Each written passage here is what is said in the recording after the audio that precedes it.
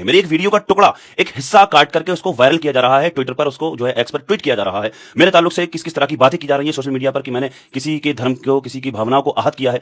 पहले मैं चाहता हूं आप लोगों से पहले उस वीडियो को देख लीजिए। अल्लाह का कहां जन्म हुआ, गॉड का कहां जन्म हुआ, बताओ मुझे। हमारे भगवान राम की हम पीढ़ियों को बता देंगे, भगवान कृष्ण की पीढ़ियों को बता देंगे। तो कोई जवाब दे, किसी के पास जवाब नहीं है। अब आपने इस वीडियो में गौर किया कि ये जो साहब शुरू में बोल रहे थे, ये शुरू में इन्होंने कहा कि मुझे जवाब चाहिए। उन्होंने ये कहा कि हमारे राम और कृष्ण जो जहां पर पैदा हुए, जहां पर उनका जन्म हुआ, उनका मैं बता सकता हूं। तो उन्होंने मुझसे पहले उन्होंने कहा कि इनका जन्म हुआ। उस वीडियो का हिस्सा काट करके दिखाया गया, प्रशासन को दिखाया गया, ट्विटर एक्स पर ट्वीट किया गया। किस तरह से किया गया, मैंने किसी भी तरह का मामला, मैंने किसी को बुरा मैं कह ही नहीं सकता, मेरा मजहबी इजाजत नहीं देता किसी के धर्म को मैं बुरा कहूं। लेकिन फिर भी अगर मेरी बात किसी को बुरी लगी तो मैं माफी चाहता हूं। ये वीडियो सुना आपने? ये बरेली के मौलाना मारूफ रजा साहब हैं, जो इन्फ्लुएंसर हैं, इंस्टाग्राम पर वीडियो बनाते हैं। कल इनकी एक वीडियो की छोटी सी क्लिप काट कर वायरल की गई, जो हमने आपको सुनाई थी, जिसमें ये तौहीद का मतलब समझा रहे थे कि जो अल्लाह है, ईश्वर है, उसका ना कोई बाप है, ना उसका कोई बेटा है, ना उसको किसी ने पैदा किया है, ना उसकी कोई औलाद है। वो तौहीद का मतलब समझा रहे थे और उसी को लेकर बरेली पुलिस ने इनको गिरफ्तार कर लिया। लेकिन सोचिए, अब इनका पूरा वीडियो आया है जिसमें ये बता रहे हैं कि किस तरीके से उनकी क्लिप को काटकर वायरल किया गया और नफरत फैलाने का काम किया गया। कौन लोग हैं ये इसके पीछे जो इस तरीके की हरकत करते हैं? सोचिए। मौलाना मारूफ रजा साहब कह रहे हैं, दरअसल सोशल मीडिया पर एक रील वायरल थी जिसमें एक युवक कहते हैं कि हमारे जो देवता हैं, हमें उनके जन्म का, स्थान का, गांव का, सबका पता है। आप बताओ, आपके अल्लाह या ईश्वर वो कहाँ हैं? क्या आपको उनके जन्म स्थान का पता है? उसी का जवाब इन्होंने दिया था, रिप्लाई किया था, क्योंकि वो जवाब भी मांग रहे थे कि अगर आपके पास जवाब हो तो दीजिए। उसी का जवाब इन्होंने दिया था और वो जवाब देखिए इन्होंने बाद में कहा। पहले तो वही कह रहे हैं कि जो हमारे देवता हैं उनका जन्म स्थान पता है, उनके बीवी बच्चों के बारे में पता है, मतलब उनका सब पता है। तो उसी को इन्होंने दोहराया था और अल्लाह को लेकर, उनकी तौहीद को लेकर जो बात कही थी वो आपने सुनी। लेकिन सोचिए, क्लिप काटकर इनकी वीडियो के जरिए नफरत फैलाने की कोशिश की गई और पुलिस इतनी जल्दी एक्शन में आ जाती है कि इनको गिरफ्तार कर लिया गया। जो हकीकत है, जो सच्चाई है, वो सबके सामने रखी है, आप सुन लीजिए। मेरी एक वीडियो का टुकड़ा एक हिस्सा काट करके उसको वायरल किया जा रहा है, ट्विटर पर उसको जो है एक्स पर ट्वीट किया जा रहा है। मेरे ताल्लुक से किस किस तरह की बातें की जा रही है सोशल मीडिया पर कि मैंने किसी के धर्म को, किसी की भावनाओं को आहत किया है। पहले मैं चाहता हूं आप लोगों से पहले उस वीडियो को देख लीजिए। अल्लाह का कहां जन्म हुआ, गॉड का कहां जन्म हुआ, बताओ मुझे। हमारे भगवान राम की हम पीढ़ियों को बता देंगे, भगवान कृष्ण की पीढ़ियों को बता देंगे। तो कोई जवाब दे, किसी के पास जवाब नहीं है। अब आपने इस वीडियो में गौर किया कि ये जो साहब शुरू में बोल रहे थे, ये शुरू में इन्होंने कहा कि मुझे जवाब चाहिए। उन्होंने ये कहा कि हमारे राम और कृष्ण जो जहां पर पैदा हुए, जहां पर उनका जन्म हुआ, उनका मैं बता सकता हूं। तो उन्होंने मुझसे पहले उन्होंने कहा कि इनका जन्म हुआ। उस वीडियो का हिस्सा काट करके दिखाया गया, प्रशासन को दिखाया गया, ट्विटर एक्स पर ट्वीट किया गया। किस तरह से किया गया, मैंने किसी भी तरह का मामला, मैंने किसी को बुरा मैं कह ही नहीं सकता, मेरा मजहबी इजाजत नहीं देता किसी के धर्म को मैं बुरा कहूं। लेकिन फिर भी अगर मेरी बात किसी को बुरी लगी तो मैं माफी चाहता हूं। तो सुना आपने उत्तर प्रदेश में किस तरीके से नफरत फैलाने का काम किया जा रहा है। वहीं दूसरी खबर आपको हमने बताई थी देवरिया की। देवरिया में मुबिन नाम के एक पेंटर ने एक झंडा डिजाइन किया जिसमें AK-47 मतलब नीचे उसके बनी हुई थी। सोचिए, वो ट्वीट जो है भाजपा विधायक सलभ मणि त्रिपाठी ट्वीट करते हैं, उसके बाद 3 लोगों पर एक्शन लिया जाता है, उनको गिरफ्तार किया जाता है। चलिए ठीक है, मान लिया। अगर वो झंडा ऐसी कैटेगरी में आता है कि जिससे सांप्रदायिक माहौल खराब हो, तो फिर ये जो तलवारें लहरा रहे हैं, कल बजरंग दल की रैली हुई पीलीभीत में और नंगी तलवारें किस तरीके से लहरा रहे हैं ये आप देख सकते हैं। तो क्या इनके खिलाफ कार्रवाई होगी? इससे पहले पिंकी चौधरी गाजियाबाद में तलवारें हथियार बांट चुके हैं, क्या इनके खिलाफ कार्रवाई होगी? सरेआम हथियारों की पूजा होती है, क्या इनके खिलाफ कार्रवाई होगी? क्या इनसे माहौल खराब नहीं होता है? लेकिन एक झंडे पर, वो भी वो झंडा जो इस्लामिक झंडा है, जो धार्मिक झंडा है, उसमें ऐसी आकृति बनी है जो AK-47 जैसी लग रही है, उसके आधार पर 3 लोगों की गिरफ्तारी हो जाती है। सोचिए, तो ये चल रहा है इस देश में। मतलब मुसलमानों के लिए कानून अलग और बीजेपी RSS से जुड़े लोगों के लिए कानून अलग, दलित पिछड़ा आदिवासियों के लिए कानून अलग और बीजेपी के नेताओं के लिए कानून अलग। सोचिए, तो इस तरीके से देश को बांटने की, तोड़ने की कोशिश की जा रही है। क्या अगर AK-47 वाला झंडा उग्र है, उकसाऊ है, माहौल खराब करने वाला है, तो फिर ये जो रैलियां निकाल रहे हैं बजरंग दल के कार्यकर्ता, जिसमें खुलेआम तलवारें लहराई जा रही हैं, क्या उनके खिलाफ कार्रवाई नहीं होनी चाहिए?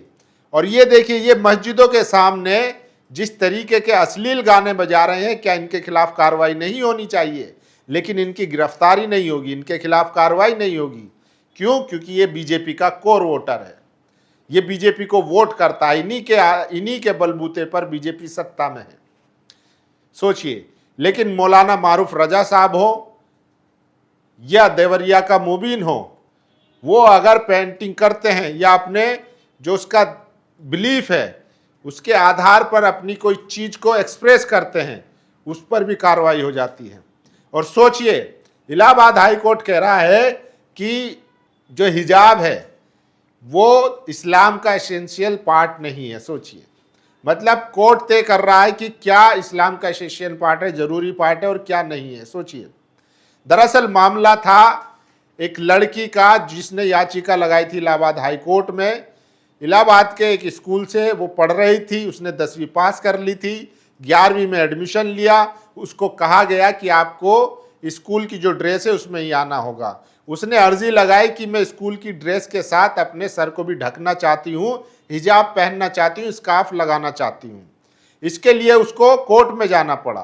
कोर्ट ने कहा कि नहीं, हर किसी चीज को आप धर्म का हिस्सा बताकर, जरूरी पार्ट बताकर आप परमिशन नहीं ले सकते हैं। तो सोचिए, उनकी याचिका खारिज कर दी। चलिए ठीक है, कोर्ट ने आदेश दिया है, याचिका खारिज की है, टिप्पणी की है, मानते हैं। लेकिन सवाल उठता है, ये लड़की उसी स्कूल में 6ठी से लेकर 10वीं तक पढ़ती है और इसी ड्रेस के साथ स्कार्फ लगाकर अपना सर ढककर उसी स्कूल में जाती है और पूरे 4 साल ये उसी स्कूल में पढ़ाई करती है। लेकिन जब 11वीं में दोबारा एडमिशन होता है तो वही स्कूल जो है इस पर आपत्ति जता देता है। तो पिछले 4 साल में ऐसी क्या बात थी कि इस पर आपत्ति नहीं जताई गई, और अब जब वो 11वीं में एडमिशन ले रही है तो फिर आपत्ति क्यों जताई गई? और क्या इसका पहनने से कौन सा नुकसान हो रहा है, ये भी सवाल है। ये उसकी लड़की की इच्छा है, वो पहनना चाहती है, ड्रेस में पहनना चाहती है, तो आपको दिक्कत क्यों है?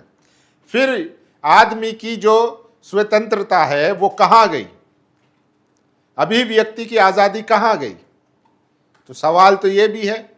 तो ये बड़ी खबर है। वहीं सोचिए, गुजरात के एक स्कूल में मलाला यूसुफजई की किताब आए, मलाला लाइब्रेरी में रख दी गई ताकि बच्चे पढ़ सकें। इसके अलावा और 2 किताबें रख दी गई।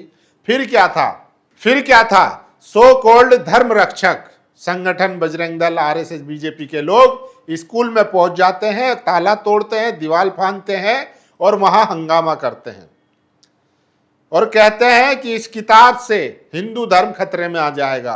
ये किताब राष्ट्र विरोधी किताब है। सोचिए, कोई किताब राष्ट्र विरोधी किताब कैसे हो सकती है, वो भी मलाला यूसुफजई जैसी किताब, जिन्होंने तालिबान के खिलाफ लड़कर महिला की आजादी के लिए लड़ाई लड़ी, जिन्होंने अपने सीने पर गोली खाई। वो किससे लड़ रही थी? तालिबानियों से, क्योंकि वो महिलाओं की शिक्षा के खिलाफ थे। और यही सोच इन लोगों की है कि महिलाएं पढ़ी नहीं। अब उस किताब को कहकर कि वो राष्ट्र विरोधी है, देश विरोधी है, हिंदू विरोधी है, उसको बंद करवाया गया। सोचिए, जबकि वो सिलेबस का हिस्सा नहीं है, वो एक्स्ट्रा करिकुलर एक्टिविटी समझ लीजिए कि इस तरीके से वो लाइब्रेरी में रखी है कि अगर आपको जहन खोलना है, बच्चों को और ज़्यादा पढ़ना है तो आप वो पढ़ सकते हैं, कंपलसरी नहीं है। लेकिन बीजेपी, बजरंग दल, आरएसएस के लोगों ने वहाँ हंगामा किया और स्कूल ने, सोचिए, उसमें एक मुस्लिम एडवाइज़र थे, उनको जो है तबादला कर दिया गया है। और जबकि जो शिक्षा विभाग है उसने नोटिस जारी किया है, 10,000 रुपये का जुर्माना लगा दिया गया है स्कूल पर। तो सोचिए, ये जो है कुछ लोग उठते हैं और क्या बच्चा पढ़ेगा क्या नहीं पढ़ेगा, इस देश का फ्यूचर ये लोग तय कर रहे हैं। आए मलाला किताब इतनी देश विरोधी किताब है, इतनी महिला विरोधी किताब है, इतनी धर्म विरोधी किताब है कि उसको बैन कर दिया गया। सोचिए, दरअसल पढ़ाई के खिलाफ हैं ये लोग। अगर बच्चे पढ़ेंगे तो उनका जहन खुलेगा, इनसे सवाल करेंगे, इसलिए नहीं चाहते कि ये लोग पढ़ें। जो तालिबान की सोच है वही इनकी सोच है कि महिलाएं ना पढ़ें, ये चाहते हैं बच्चे ना पढ़े। सोचिए, कौन स्कूल के खिलाफ जो है विरोध प्रदर्शन करता है? कौन किताब के पढ़ने पर विरोध प्रदर्शन करता है, लेकिन ये सब भारत में हो रहा है। जिसका विजन है 47 का विश्व गुरु बनने का, सोचिए ऐसे बनेंगे हम विश्व गुरु। तो ये बड़ी खबरें हैं कि आज देश में चल क्या रहा है। एक तरफ मारूफ मिर्जा साहब हैं जिनकी क्लिप को काट कर वायरल किया जाता है और पुलिस तुरंत एक्शन भी ले लेती है, सोचिए। वहीं दूसरी तरफ देवरिया में एक झंडे पर AK-47 जैसी आकृति का झंडा लगाया जाता है, उनके खिलाफ गिरफ्तारी हो जाती है, कार्रवाई हो जाती है। लेकिन पीलीभीत में बजरंग दल के लोग नंगी तलवारें लहराते हैं, इन पर कोई एक्शन नहीं लिया जाता, बल्कि पुलिस प्रोटेक्शन में यह यात्रा निकलती है। तो सोचिए कि आज इस देश में दो कानून किसके कहने पर चल रहे हैं और बीजेपी RSS ने किस तरीके से देश को खोखला और बर्बाद कर दिया है। वहीं इलाहाबाद हाई कोर्ट ने कल यूपी पुलिस के DGP जो है उनको फटकार लगाई थी कि यूपी पुलिस जो है वो कोर्ट का अनादर कर रही है, उसके आदेश को सुनने में या उसको फॉलो करने में अनिच्छा जाहिर कर रही है।